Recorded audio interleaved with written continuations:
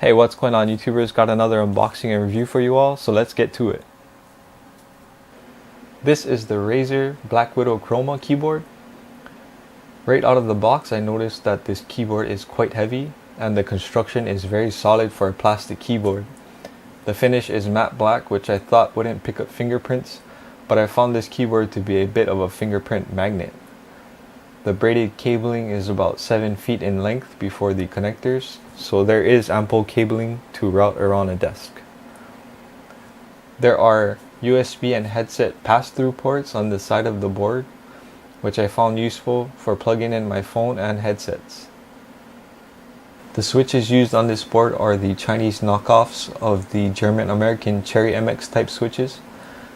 Now, this is my first mechanical keyboard, so I can't compare the Razer switches to the Cherry MX ones, but I can say that they have a nice clicky feedback to them and are quite easy to depress for quicker response times.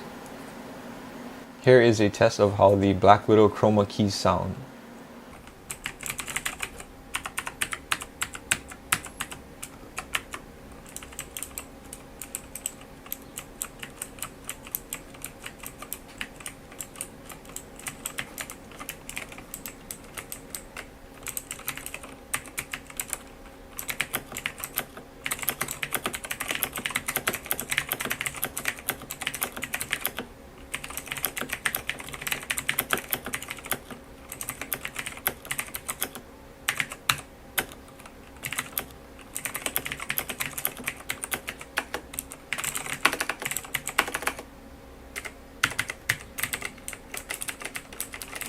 Now, after a few hours of use, I noticed the key layout of this board is very closely oriented, and I found myself mistyping characters. This is due to Razer opting to squeeze the extra macro keys onto a normal sized keyboard instead of extending the board to properly accommodate them. There are rubberized feet on the bottom of this board to prevent slipping on a desk, and there is folding feet to elevate the keyboard. I found these feet to be cheap and flimsy, so they could potentially break. I would have liked to have seen a magnetic bar attachment here, like the DOS keyboards.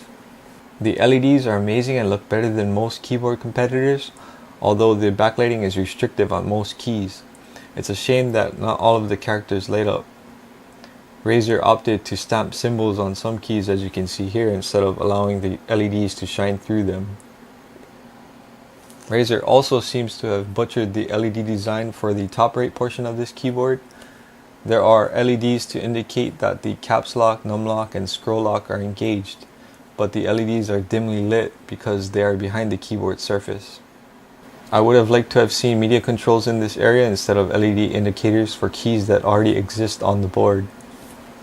Now, I would have liked to have shown you guys the LED and macro functions for this board, but unfortunately I could not get the Razer Synapse software to open. I myself and others, countless others have encountered this issue, and right now there is no fix for it. So pretty much all I have is just basic lighting, and I can't program any macro functions into it. I've tried uninstalling the software, reinstalling it, tried different USB ports, tried uninstalling, reinstalling the Microsoft .NET framework, and nothing seems to work, so this board might have to go back, guys.